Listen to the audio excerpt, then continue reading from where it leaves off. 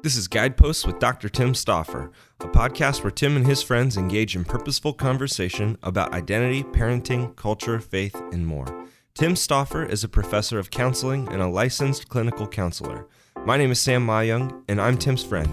My life has been greatly enriched by my time talking to Tim and getting his thoughts on many matters that impact my life daily. After listening to this podcast, I hope you'll feel the same. Guideposts are discernment markers. They provide opportunities for direction as well as warnings of pitfalls. Go this way and be careful of that way. We hope that each episode provides some sense of direction as we navigate the challenges of daily life. Thanks so much for listening. Quick disclaimer, the content of this podcast is for educational purposes only. It is not intended to be a substitute for professional advice, diagnosis, or treatment. Always seek the advice of your licensed mental health provider.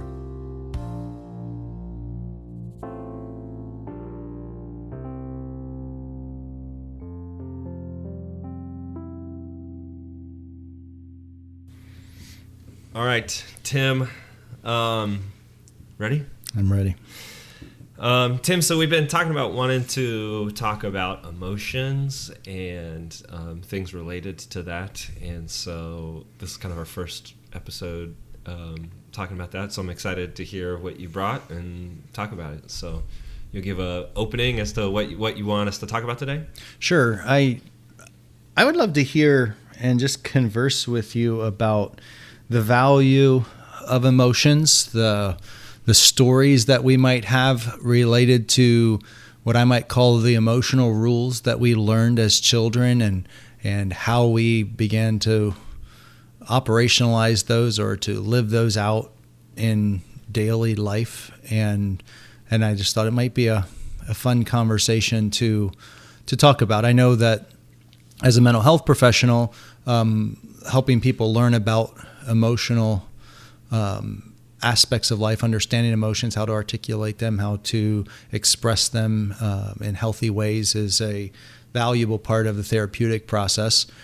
But it's way more than just good therapy. It's we want emotional health, and how do we do that in our daily lives? And so I just thought that might make an interesting conversation. I think particularly as men, emotions are often scary and like avoided if possible. And for sure, do we really have to talk about feelings? That's like you don't want to put up a men's conference saying we're here to talk about feelings. Like that's a great way not to have anyone attend. And at the same time, we all know that emotion is a powerful part of our lives, and I think it's a conversation that often doesn't occur as it should in both in the church, in Christian settings, as well as any place where men gather.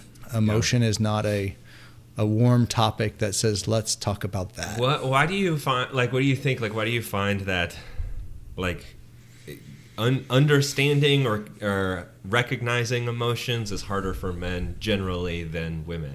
Why do you, I don't know, do you have any thoughts on why you find that to be true? Because I feel like that is true for the most part. That's not true of everybody, but I suspect that there are, as with most things in life, there are multiple answers that are all correct, and they likely are what I would call just multiple answers to that question. I think that that women are probably wired with more emotional complexity and depth, and their emotion doesn't seem to hurt women the way I see it hurting men. So what I mean by the expression of it, for many men, it's almost like it's a painful experience to express emotion deeply. And that's not the case for many women. And I think there are social reasons for that as well, our cultural reasons. We socialize boys from a very young age to not show emotion. Yeah, even in sports. It's like rub some dirt on it. Rub some dirt on it. Stop crying. or if you got to go cry, go and essentially away from everyone else, collect yourself, and then come back. Right. Where for little girls, that's not the story at all. Like, girls are often encouraged to express emotion. There's a sense in which it's way more celebrated. It's not thought of as that somehow there's a fundamental weakness.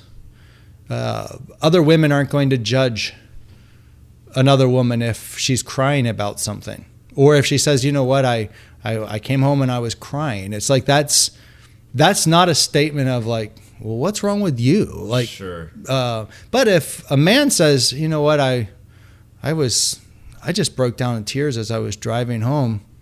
Everybody like, is dude all right? Yeah, it's like that's not cool. You don't get to do that and not be censured for it. Yeah. And so there's a lot of social pressure, and I don't know what percentage of the aspects of expression of emotion is socially constructed or socially taught, sure, versus biological or just different wiring. I think I've seen, you may have seen this picture as well.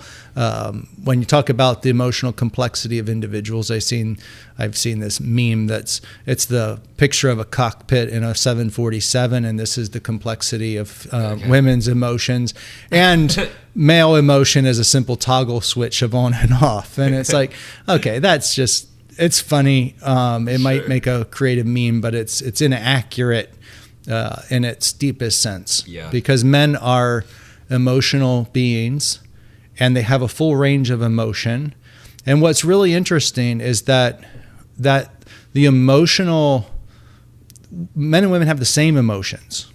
Like they're not different. Like anger for a woman is very similar to anger for a man. Sadness, grief, anxiety, fear, power, love, like all sorts of emotion. They're very, like, we use the same words for the same emotions, and we all have expressions of them. And so the male and female differences around emotion are probably overstated, at least in terms of what the emotions are. I think there's a real sense that most men grapple with how to express emotion, or that there are differences. And I'm not sure there should be the same. I don't think it's that men should express emotion the same as women. And there's a lot of variability between women and between men. So it's like, yeah, it's a really obscure to talk about it just in terms of we have a category of women, category of men, and emotion, and men fit in this category. The overlap between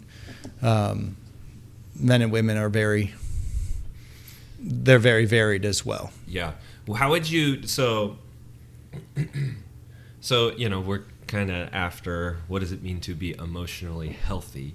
Like, in a sentence, how would you define like emotional health? Because I feel like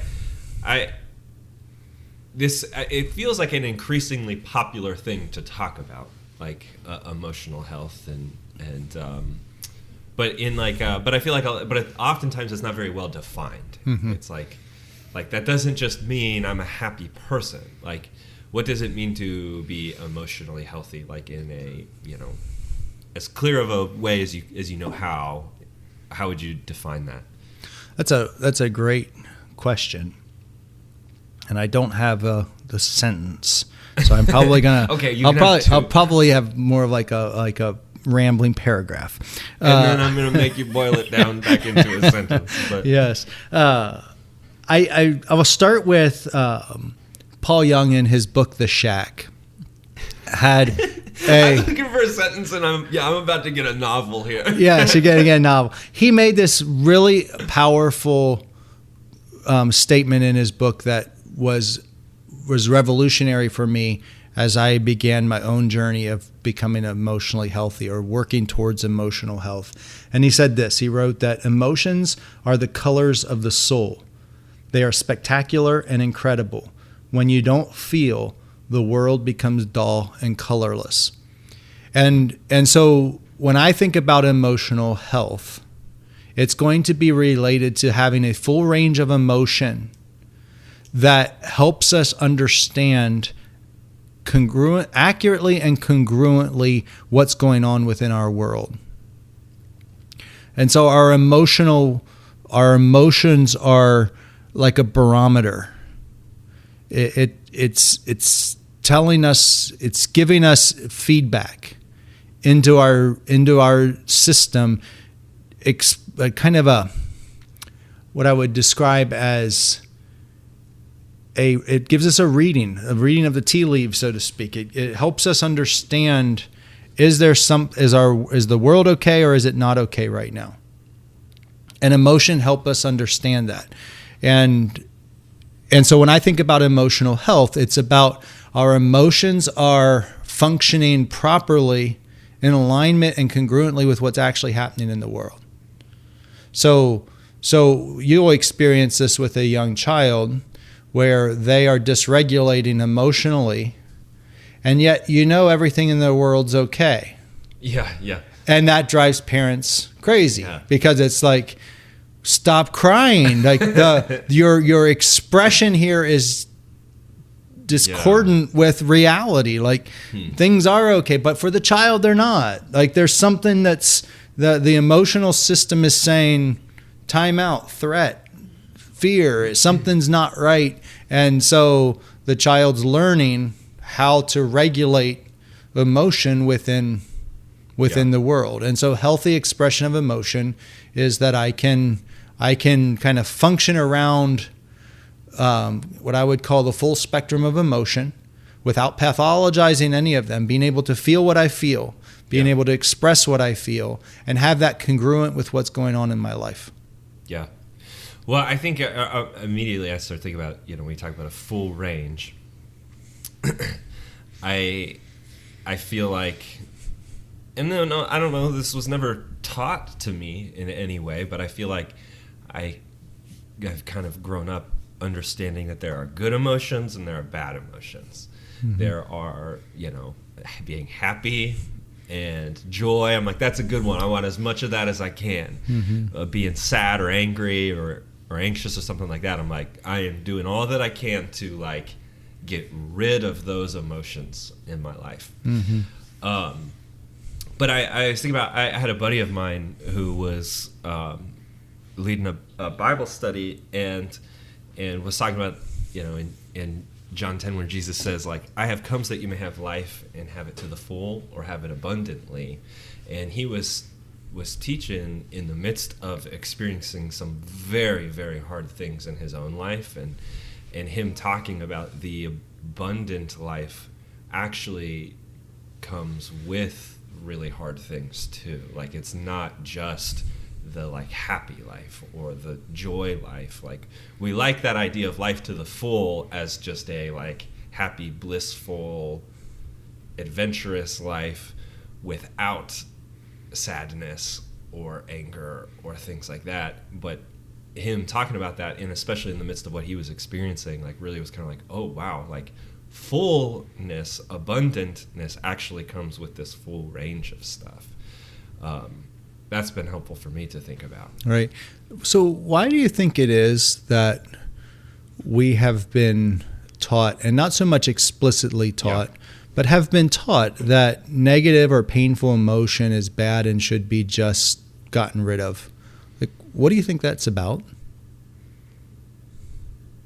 Well, because they're not fun. They're not fun. And no one actually likes being angry. Like, no one actually likes being sad, I don't think. I don't like being sad. Or they're painful. And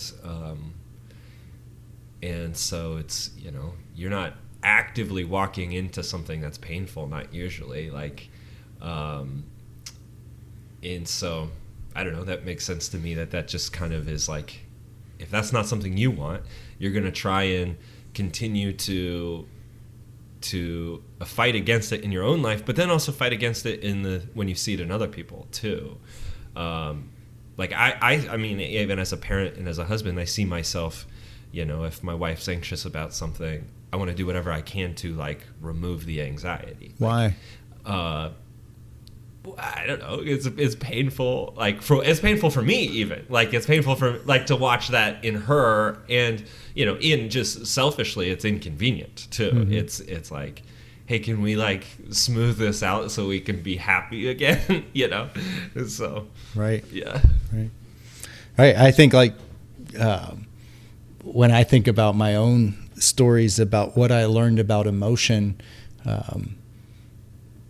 I was married for about 10, 12 years when I really began doing some significant emotional work. And it started when I was in grad school and I was studying clinical counseling and was preparing to earn my license as a professional counselor. And my family therapy class required an assignment to develop what's called a genogram, which is a family map. It's just a family map of dysfunction. I've had to do one of these before in a class that I took. Yeah. So in the therapy setting, we use genograms to help a person understand and map out.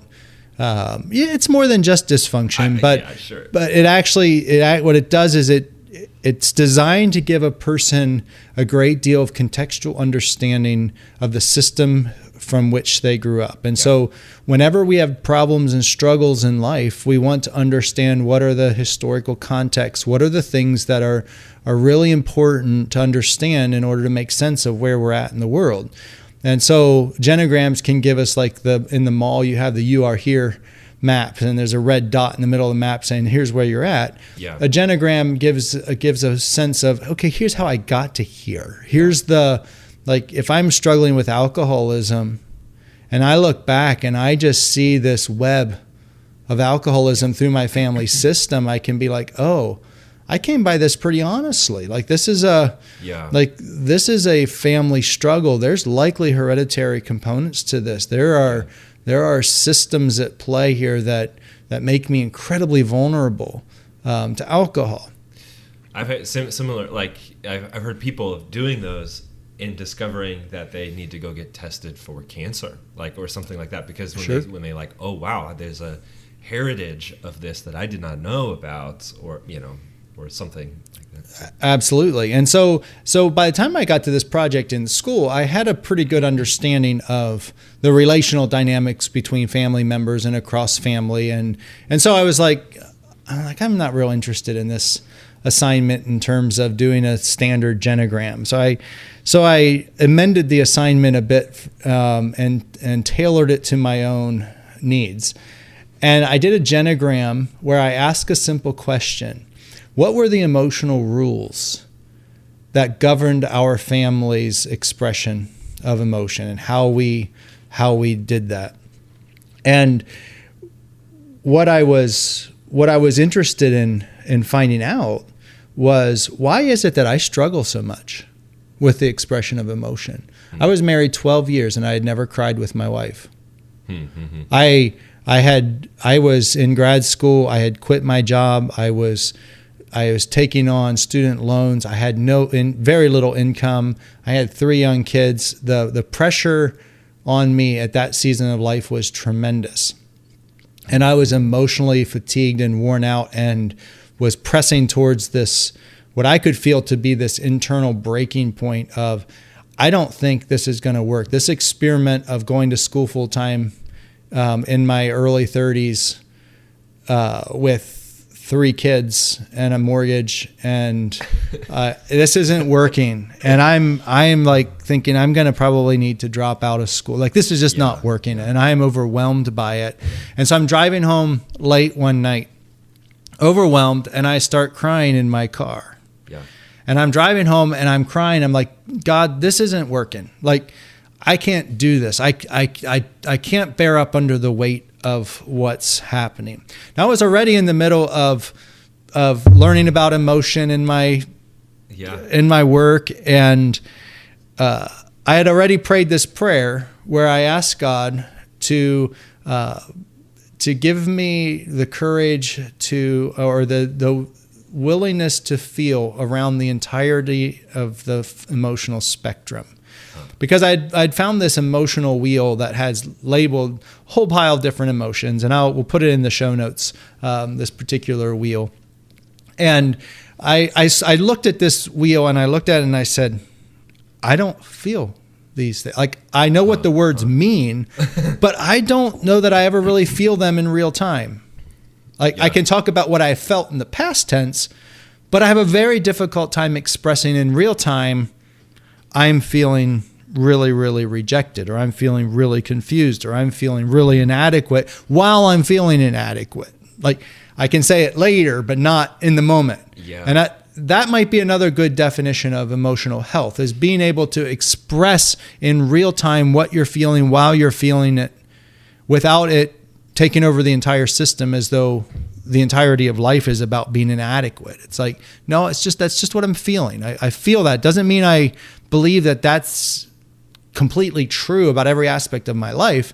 It's just in this moment I'm feeling inadequate. So I'm driving home from grad school. It's 10:30 at night. All the kids are in bed, and I pull into my driveway, and I'm feeling overwhelmed. I'm crying. I pull in the driveway, and I sit in my car, and I feel myself starting to pull it together. And I feel myself being like, I can't go into the house and let my wife see me crying. Mm-hmm. And I sat in my car, and I think I said it out loud, Tim, this is really stupid. Like, just go into the house. Like, it's not that big a deal. Like, you're learning how to express emotion. So I walked up to the front door, and I opened the door, and I walked in, and LaRonda's in the living room reading, or sitting on the couch, and she sees me crying. And she was so concerned. She was certain that I had gotten word that one of my family members had died. Because the only other time that she saw me cry was at my sister-in-law's funeral. Huh. And other than that, I never cried with her. Yeah. And so here I am crying. She's like, well, what's wrong? And I said, I just don't think we're going to make it. And she kind of takes this deep sigh of relief, and she goes, I thought something was really wrong. and it's like, it didn't hurt me. Like, it would have hurt me more had I sucked that in and never expressed it. And so when we truncate, or when we pull back our emotional experiences and we snip them off and say they cannot exist, or I have to exclude them, or I got to shut them down, we actually are hurting ourselves, and we're hurting our relationships, because if I'm not able to communicate what I feel, I can't be honest with you. That means I'm living a lie. If I'm feeling overwhelmed and discouraged, and I feel inadequate, and I feel a sense that we're not going to make it, and I suck it up, and I pull it together, and I walk into my house, and I act like I'm fine, I just lied to my wife, and I'm living a relational lie. And so that damages relationship. So it damages me as a person, it damages my relationship, and it truncates my ability to navigate through the world with a full range of what God has given me to cope with the world. And that's not good. Like that's unhealthy. And we become emotionally unhealthy the longer we do that. In my genogram with my family, I had this wonderful opportunity to interview my grandmother, who was, I think she was in her 80s, when I asked her about the emotional rules of family. And it was interesting. She told me this very tender story about a time where my grandpa had some, what she called, ugly words for her related to something he wanted to buy that she didn't think they should buy. And he had some sharp words for her. And it hurt her feelings. And that night, he came and knelt down beside her bed and wept, asking her for forgiveness for the way he talked to her. And she said that was the first time in 60 years that he had ever cried with her. And I felt this pride and a sense of sadness of 80 years. They're married 60 years. Yeah. And there's this missing element of emotional vulnerability that allows a person to feel what they feel and express it. And at the same time, I felt pride. I'm like, I hope when I'm that age, I have the willingness to learn something new and to try something new. And so I felt this mixture of sadness and great satisfaction about within that story. But it's a meaningful story to me. It begins to open up my eyes that the way I was taught about emotion, in many ways, what we're taught about emotion is usually unspoken teaching. It's usually caught instruction. Was wrong. It wasn't. It's not optimal. There's some elements of it that might be helpful, but as in the large sense, many of us are given false information about emotion, especially as men.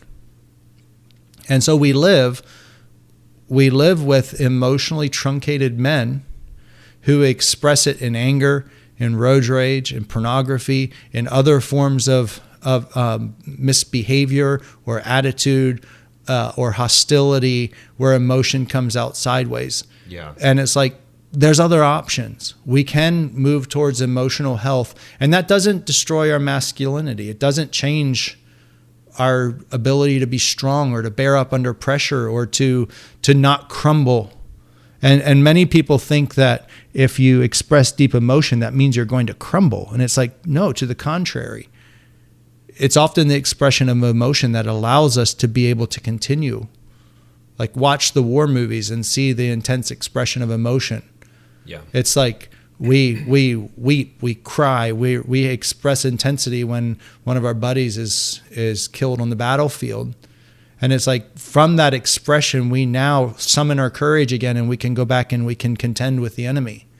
And so the expression of emotion actually strengthens men, not weakens them. Mm-hmm. But most men feel a sense that if they express deep emotion, that somehow they're going to be undone by it, or that somehow it's going to spiral out of control and they're not going to be able to pull it back in. And oftentimes that's simply just not the case.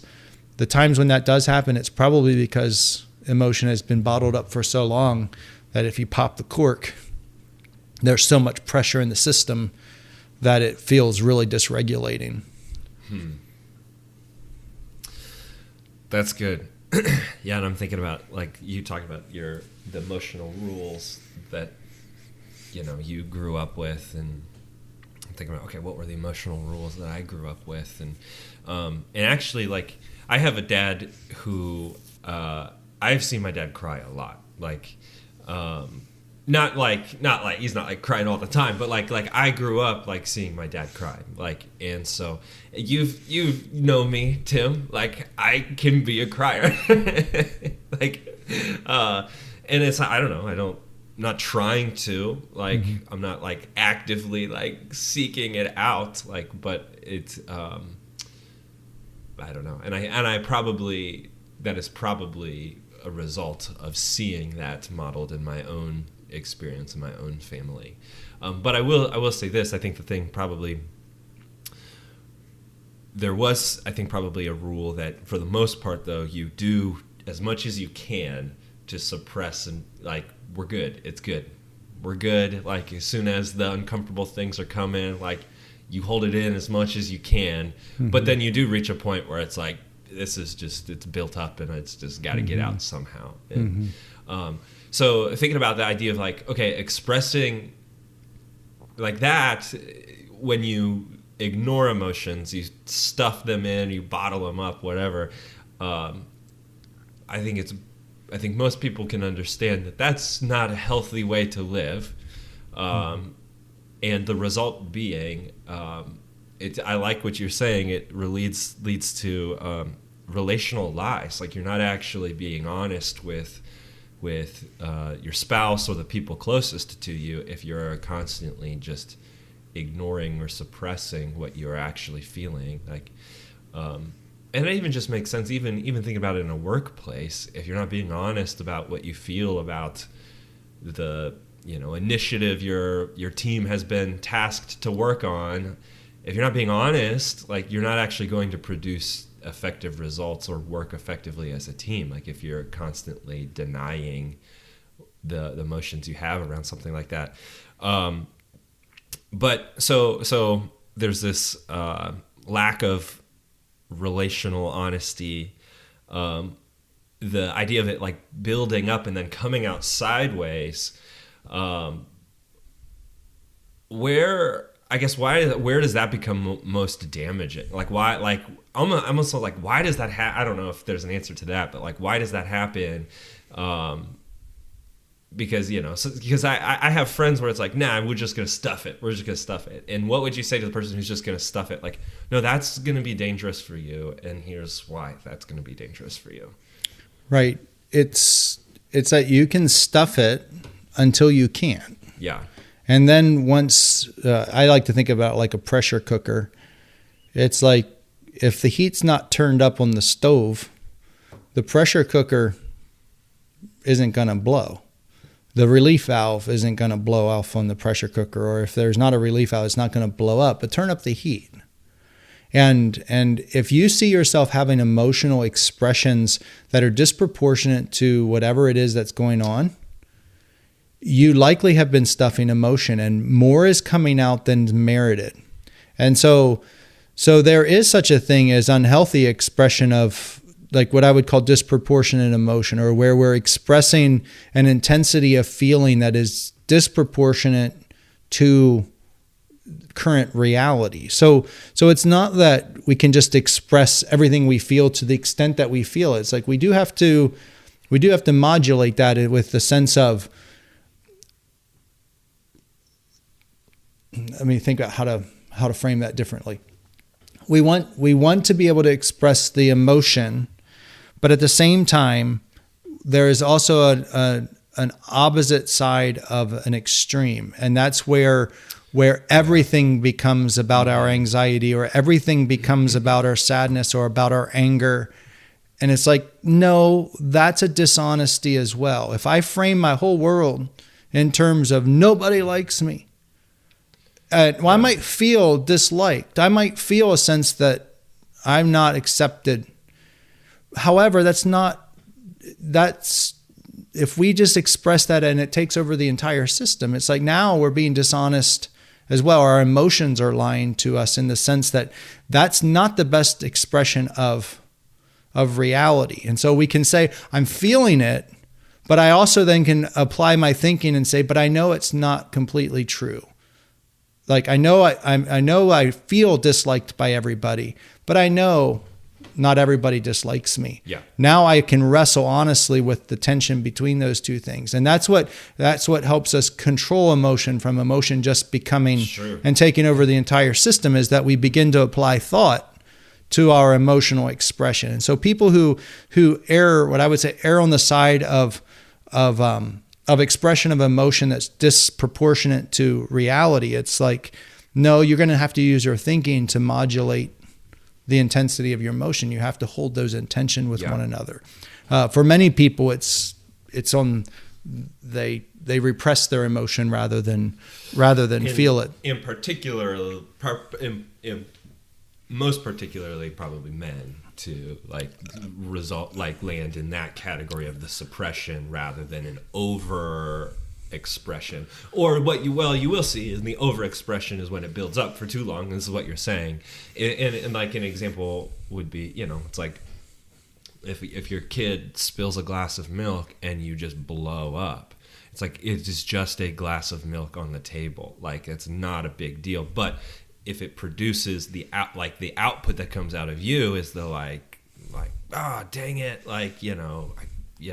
whether or not you were mad at the kid or just the situation itself, like that would be an example of it coming out sideways, where it's like it's a disproportionate response to the actual situation. If someone hits your kid, that would warrant a much more angry response.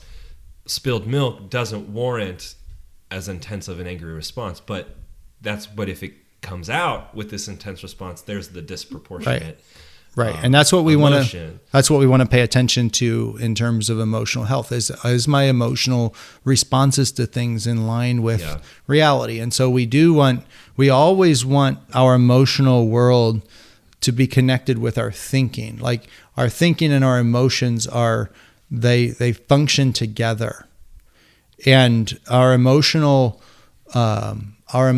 often typically flow from what we're thinking are from our automatic thoughts, not just active thinking, but just like our automatic, like your default mode. Right. And so thought and emotion are very closely connected to one another, and they need to inform each other.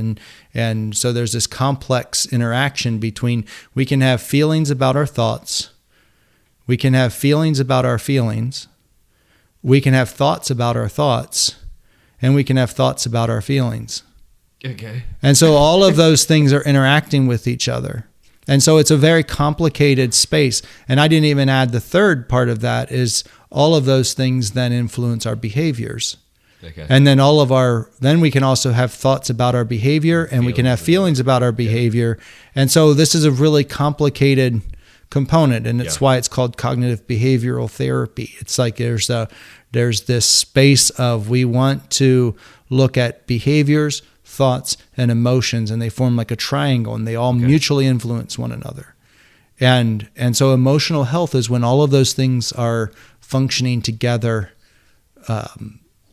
appropriately or rightly or justly or congruently. And when those are really discordant with one another, that's where we begin to see problems emerging.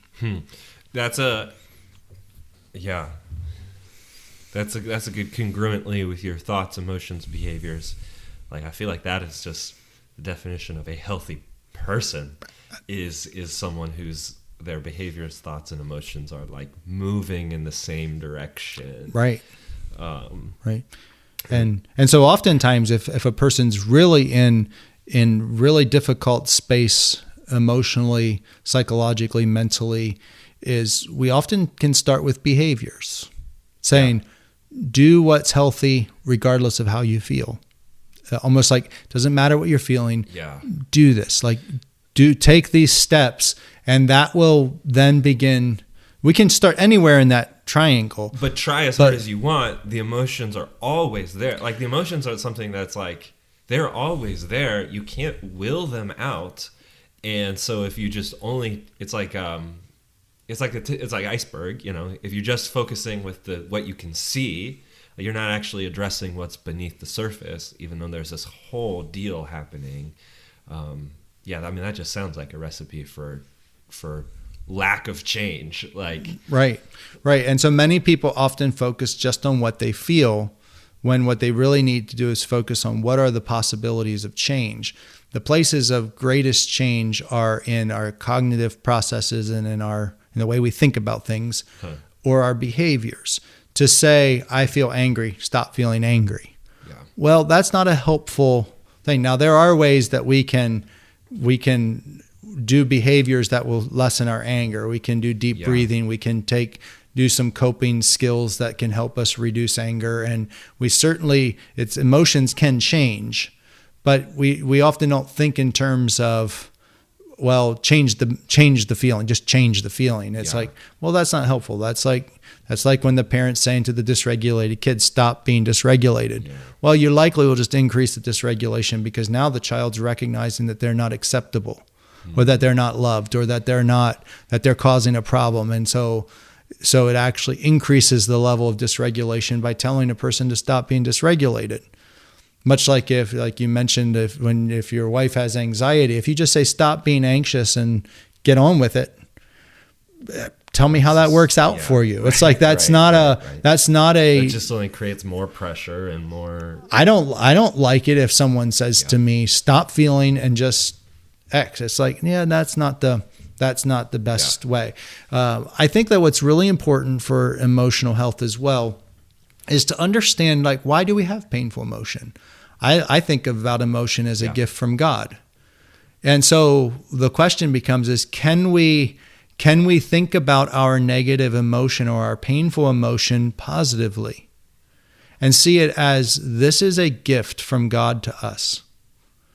In fact, almost every negative emotion that we can see reflections of that emotion in God's expression of emotion, and we see it in the life of Christ. And so it's like there's this reality of living in a broken world that requires us to be able to feel negative and painful emotion. So I like to think of 3 categories of painful emotion, and these aren't scientific per se, but it's a helpful roadmap for dealing with emotion. And you can think about the 3 emotions as I call them 3 protests of our soul. The first is one. Is that a phrase is that a Dr. Tim Stoffer phrase, or is that That's a good question. Did you find that somewhere else, or it's? I rarely ever think that I have an original idea. Like, I don't know if I heard that term. I certainly can't point to a text or to an author and say that's where I heard it. The likelihood that I heard it might be high as you're asking me that question. Sure. I'm like, maybe Dallas Willard. Okay. Maybe James Bryan Smith. I don't know for sure. Maybe Henry Nouwen. Okay. I don't know for sure. But I'm not going to take credit for it. Sure. Per se. So when I think about the 3 core painful emotions, I like to think of them in 3 categories. The first one is anxiety or fear. And I like to think of anxiety and fear as a protest of our soul against being left alone. So that when we are feeling scared or when we are feeling anxious, our soul is protesting this reality that I really am alone in the world. Fundamentally, philosophically, theologically, I come into the world naked, and naked I will return to the dust of the earth. And I am on this reality of I am alone here. Yeah. And I have the potential of being isolated, and I don't like it. And we see it in newborn babies. They're born and they're protesting the moment they suck fresh air. They're protesting the anxiety of the experience of being outside the womb. They are no longer in the secure space of the womb, and they are dysregulating as they're going to try to figure out what it's like to be. And so it's anxiety. You see it in the 2-year-old. You drop them off at the church nursery or at daycare or anywhere. And it's like the anxiety of being left alone is tremendous. And so all of us, our souls will always protest this sense that we might be alone in the world. And so there are many other words that we can emotional words that we can use to describe our experience of isolation or our experiences of feeling alone or afraid. Things like feeling foolish or feeling weak or feeling insignificant or discouraged, helpless, insecure.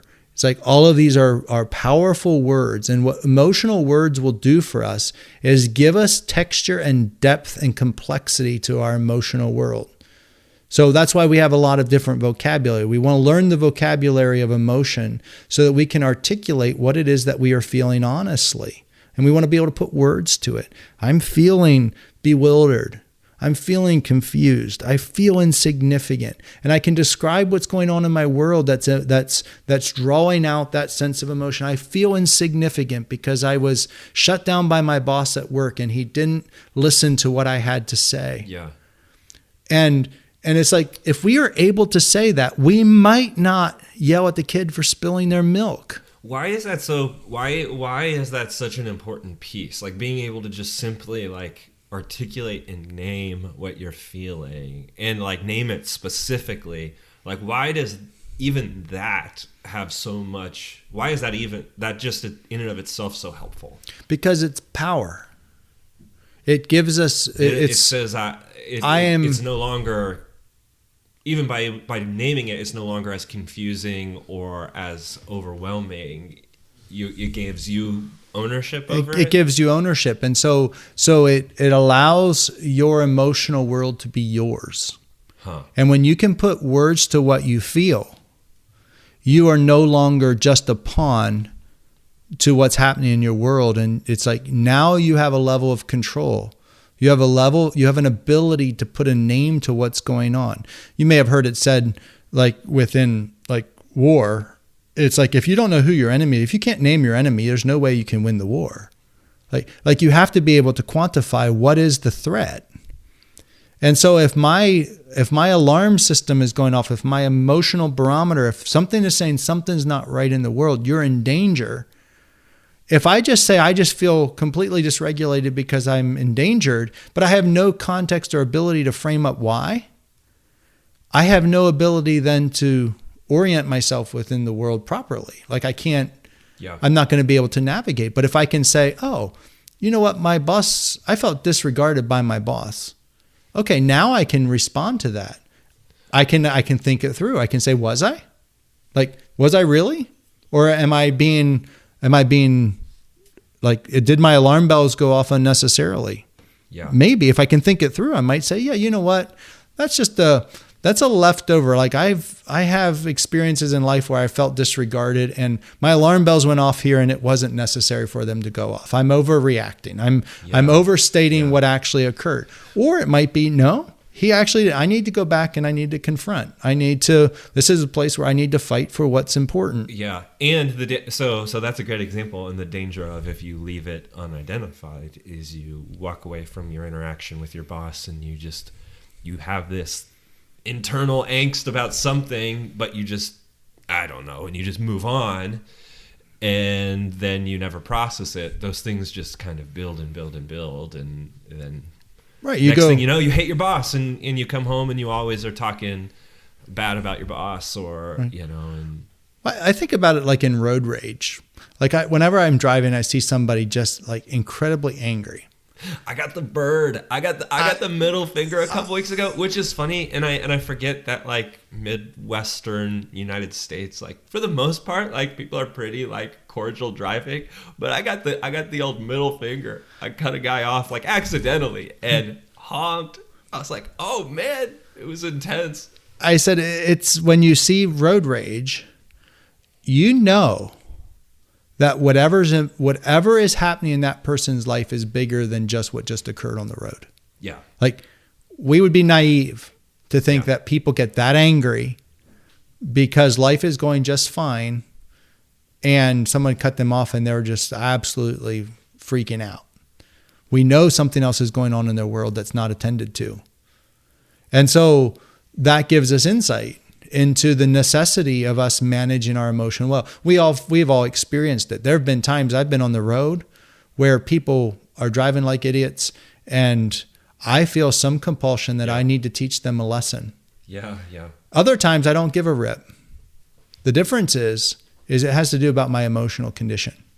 If I'm feeling a sense of powerlessness or I feel a sense that I'm not in control of my world, and you know what? I get to teach this idiot a lesson.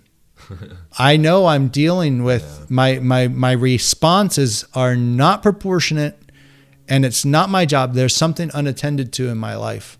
And so we want to always be as emotionally honest and like we want to be able to express the protests of our soul when they're occurring so that we don't dysregulate. And we want them to be situated within what's occurring. And so the first protest of the soul is that sense that we don't want to be left alone. The second protest of our soul is sadness, and sadness is a protest of the soul against losses. It's like something's been taken from me that ought not to have been taken from me. Something happened and I'm grieving the loss of something. My world has been damaged. Like it's been invaded. Something has been wrongfully taken or something's been taken before its proper time. And my soul is grieving. My soul is sad. I feel something. And so when my pet dies or when a loved one dies, our soul is protesting the loss severely. It's like there's this cannot be the case. And so those are the more like severe injuries of sadness. But sadness occurs in many other much smaller ways. Things like being bored is like an expression of sadness.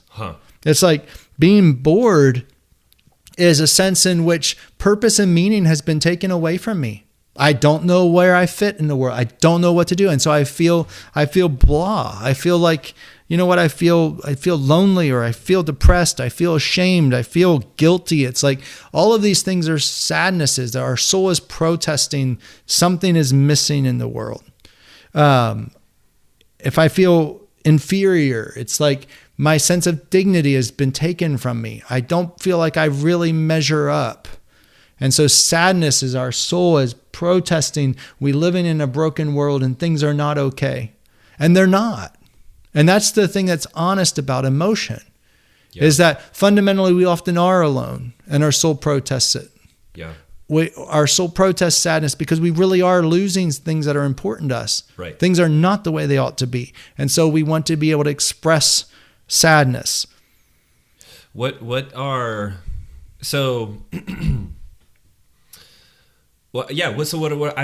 are appropriate ways of expressing sadness? Like, and I think that's the thing that I also start asking questions like, okay, well, and if maybe you want to come back to this, that's fine too. But so it's like, how do you express sadness in a way that's healthy at the appropriate time, rather than letting it build up until you have this just breakdown? Mm-hmm. I think saying so. Just saying, being able to. I'm sad. There's a word that doesn't get used nearly often enough, especially in Christian settings. It's a theological reality in the book of Psalms, but the term is lament. Is grief and lament are often used as synonyms, but they're not synonyms. Grief is more like the emotional experience. Lament is the action that comes from it. It's like the healthy expression of grief. Right. It's the tangible thing you do. It's a tangible thing we do. You go and lament. Where when we tell a person who's crying to stop crying, we're actually saying, stop the behaviors of appropriate expression of sadness. It's like, no, we don't want to truncate that. We want people to be able to express the depth of what they feel. And I think I've learned this. This is one of the gifts that women have given me in life, that are willing to talk about the strength of emotion, is when I hear a woman say something along the lines of, I just need a good cry. It's like, well, what's that about? It's about a healthy sense in which my system just needs to protest. Mm-hmm. I don't need to do anything beyond that. I just need my system to be able to protest something. My soul is protesting my sadness, and crying is an active form of lament. For many people, that could be something other than just crying.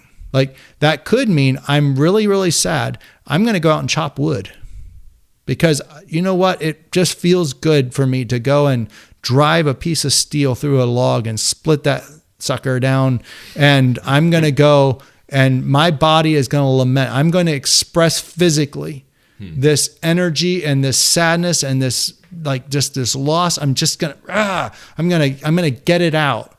And when we can do that, and we know that that's what we're doing, that can become a very, very healthy expression of emotion. What becomes very unhealthy is when we try to repress it, and then we kick the dog, or we yell at the kids, or we're short with our spouse, or we drive like an idiot, or we we want to be aware of our emotional system and be able to find behaviors and ways of lamenting our sadness that are healthy. And sadness is a hard one, because it's just, you can't undo the loss. Like, it's not about making reality different. Yeah. It's just saying, this is not the way it's supposed to be. This was not God's intention. This is not the way life is supposed to unfold, and it's sad. And I have a severe loss or a severe trauma. This is not the way the world's supposed to be. And when we can express it, we can find then in community, we can express it with people, we can support one another, we can come around people and say, you're right. This kind of loss is not what God intended, but it's not the end.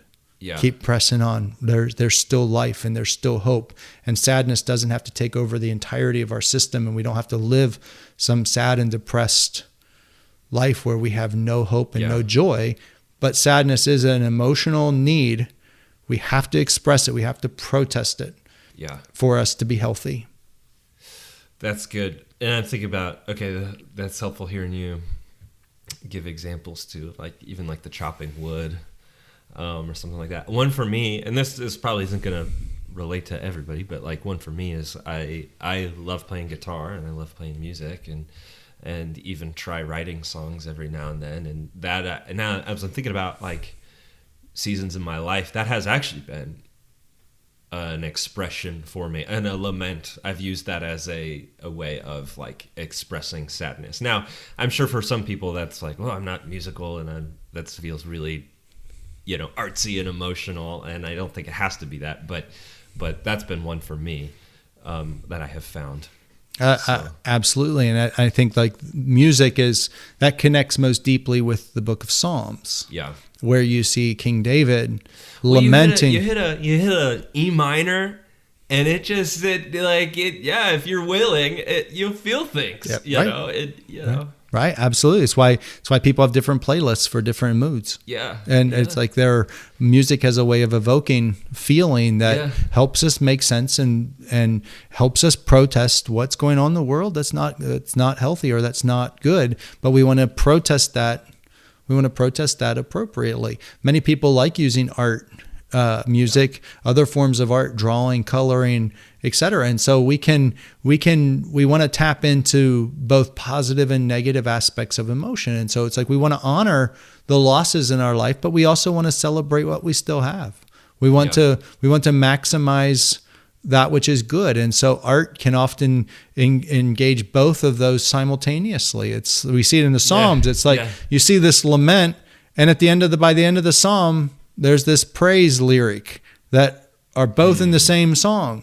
And it's like, what's that about? It's like David's lamenting. Yeah. He's also engaging the depth of his faith. There are very, very few Psalms that don't end like that. There's actually only like... I think there's one or two. Yeah. It's very few. Where it ends just total grief. No sense of turnaround to praise and hope. But like that, I think that means a lot, that like almost all of them do. Right. And the process itself is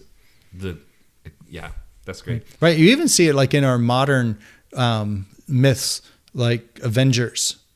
Like you see, okay, Iron Man's dead. You see the deep... Spoiler alert. If you haven't watched it, you're not going to. If you haven't watched it yet, it's too bad. You don't get to not be having the spoiler out. But you see the lament. You see the ongoing struggle of the living Avengers dealing with the losses of life. Yeah. But you also see this reemergence of hope and purpose and meaning. And we have to engage in both of those. Like we cannot just stay in if we just stay in just sadness, there's more to life than just, it's dishonest to just simply only protest what's dark and sad, because that's not the whole of life. So we want to live honestly. So we press ourselves towards both, like express the sadness, also wrestle towards meaning and purpose and what is good and what is right and how might you're still living, and that's a gift. And so how are you going to let this add meaning to your life? And so that's part of our work. It's like we express the depth of feeling, but we don't discount the meaning and purpose, and that there are other emotions as well that we also have to make sure that we feel honestly. So the last protest of the soul is one that is often scary for people, and that's anger. And many people think about anger as a destructive emotion. Yeah. And anger, there's this interesting scripture that says that human anger does not produce the righteous life that God desires. I think James writes that. And he's on to something really deep and really powerful, is that anger is an emotion that's designed to set things right. It's a protest of our soul against the lack of love. And when we're not loved well, anger is an appropriate emotional response. You mentioned earlier about if someone hits your child or you see children being abused, anger is the right response. It is, our souls better be protesting vulnerable people being abused. And so anger is a sense that I'm not being loved very well. Something's being stolen from me that's rightfully mine. Something's owed to me that's not being paid up. Anger almost always fits in one of those two categories. And so those two categories again. The two are like that, is that something's been stolen from me that's rightfully mine. You took something from me that you had no right to take. You broke into my house and you took my TV, or you took my jewelry, or you took something of mine, or you owe me something and you're not paying up. So if someone has an affair in their marriage, it's like you owe me fidelity. You made a promise and you haven't kept it, and you broke that promise and you owed fidelity to me. You also stole from me a sense of innocence and a sense of faithfulness. And so anger is a natural, normal response to those kinds of qualities. And that can be when we're personally violated or when we see other people violated. Now, human anger is often the expression of ungrieved losses. So what we have in these three protests of the soul, if we do not protest our losses and our soul doesn't protest being isolated or left alone in our fears and anxiety, it will almost always come out as anger. And so whenever we're angry, we want to evaluate, like, where is the sadness in this story that's unprotested? Where is the losses? Where is the isolation? Where are the fears in this story that are unprotested? And can we begin to find ways of expressing those so that anger isn't coming out inappropriately? There are times when anger is the proper emotion. It is the right space. There are times for us to express anger. And anger, the goal, healthy anger, is always trying to bring about a corrective change so that things can be okay again. Justice can be an expression of anger about this is wrong, but my anger needs to lead to restoration for it to be healthy. It can't just be destruction. It can't be just I'm just gonna absolutely destroy you, because the moment I do that, I am becoming the perpetrator of a problem. I am now the problem. Yeah. And so anger is it's a very, very powerful feeling. It's a very powerful emotion, and we need to learn how to name it so that we can exercise proper control and use our anger appropriately. That I feel like you just put words to why, why in our culture at large, like, cancel culture is so unhealthy. Like, the need to protest, unjust things is very good, but when it's paired with just equal amounts of just destroy and remove, that's in it. There's no sense of restoration, reconciliation, and if that's the cycle that's being fed, man, that just isn't good and helps nobody. Right. Healthy anger always is seeking to restore something. It's like, if I'm angry at you about something, healthy anger, I will say, Sam, I'm feeling very frustrated, or I'm upset about this, and this is what I'm upset about. And for our relationship to be healthy, I need you to make some adjustments about that. Because if you continue that, our relationship's going to suffer. And so, but my anger, as soon as you bring correction to that space, my anger remits and I re-engage in healthy relationship. And that's the purpose of anger. It's to bring about a correction so that things can be okay again, that once again I can bring you back. You see it in the anger of God in the Old Testament at times. Mm-hmm. It's like God is protesting the lack of love between people, or the lack of love, the betrayal people and him. Yeah. And so it's like this protest, but once there's a corrective issued, there's also a sense, but I'm not going to destroy you. My anger for you is not to destroy you. It's to actually bring you back into right relationship. Yeah. And so anger in a marriage is appropriate so long as it's done in a way that says, I want relationship to come back into its proper place. Mm-hmm. If we persist in our anger after there's been a corrective brought, now we're in danger of people can move from feeling angry to being angry. And those are two very, very different things. I don't want to be an angry person, but I do want to be able to feel anger. I do want to be able to have a sense of my soul is going to protest the lack of love. But once that's corrected, my anger remits so that I now can engage once again in healthy relationship. Most of the anger in our culture and in our mainstream space right now is not about bringing about corrective so that we can have mutually beneficial relationship. It's, in essence, our anger is the kind that Scripture says destroys. It doesn't bring about when the Bible talks about the righteous life God desires, the best word for righteous in that space is justice.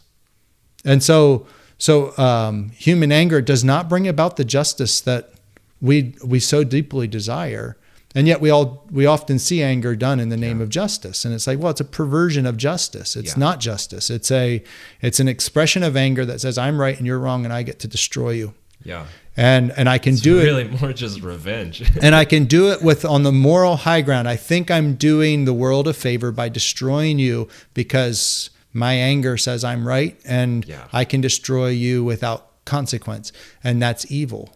It's like that's malevolent. That's what evil does. It destroys without remedy.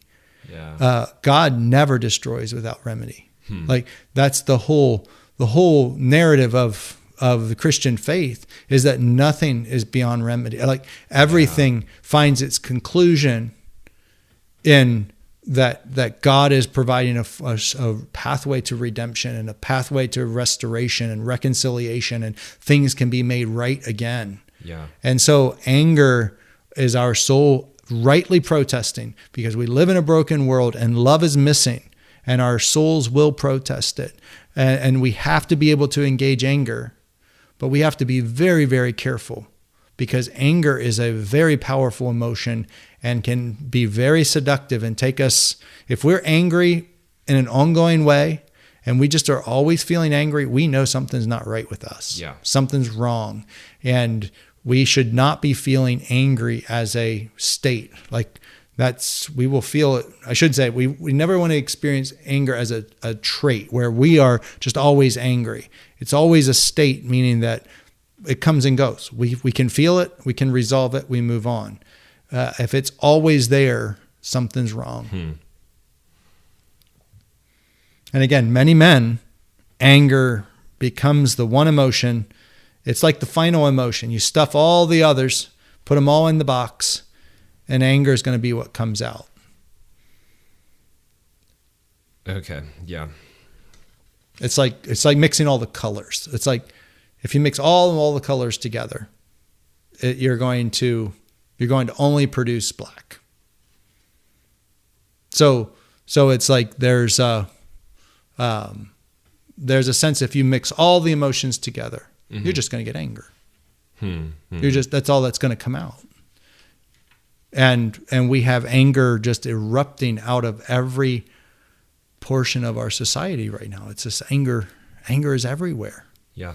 Well, and I think, and you just think about the past couple years, everything from COVID and pandemic, like losses all over the place. Like, and we're talking like losses of people's lives, losses of jobs, losses of normalcy, losses of all these other things that like sadness and anxiety, like come first. But if we don't deal with those things, it makes sense that we're just in an angry culture right now. Right. All right. Tim, this has been a great conversation. I'm excited to share it with people. Kind of concluding this conversation right now, recapping some of the things that emotion is good. It is a gift from God to help us process what we experience in the world. In particular, we spent this time talking about what you're calling the 3 protests of the soul. Some of the more painful emotions being anxiety, sadness, and anger. Anxiety being a protest of loneliness or sense of inadequacy, or fear, like fits in that. Sadness being the protest of a loss. In anger, the protest of not being loved well. There being like a lack of love in the system. And so, this is helpful. And I think one of the big things I'm walking away is the importance of naming it, because it gives you back a sense of control over it, and then it no longer... Because I think that a lot of people the biggest fear they have with emotions in general is they're afraid that it will control them. Mm-hmm. And I think that's why a lot of people suppress it so much, is because they don't want to be out of control. Mm-hmm. But it's actually the opposite happens. Unless you do name it and you do actually start to experience some of them, it will control you. Or it will build up until it controls or destroys you, is kind of the sense I'm getting on that. Right. And in our next episode, in part 2 of this conversation, we'll talk about what are the ways in which we develop healthy ways of dealing with what we feel. How do we find healthy expressions of emotion? How do we connect emotionally with other people in healthy ways? And we'll begin to paint a picture of, okay, here's how our emotional system can be engaged within our world, within our lives, in ways that help us and enrich our lives and enrich the relationships that we have. And there is this fundamental conviction that I have, is that emotions are a gift from God. They really do bring about an experience of life that we don't ever want to lose. And I want to continue to capture the depth of emotional potentiality that God has given to me. And I know I have a long way to go. And I have a deep desire to be able to be emotionally real and connected and have a depth of emotional expression that really comes from this gift from God. And I hope that we can dig into that a great bit more in our next conversation. Great. I'm looking forward to it. Thanks, Tim. You bet. We hope you enjoyed this week's episode of Guideposts with Dr. Tim Stauffer. If you're finding this podcast beneficial, please share it with a friend or leave us a review. Also, make sure to check out the show notes where you can find links to resources as well as an email address. We want to hear from you. Send us your questions, feedback, and topic ideas for future episodes. Thanks for listening.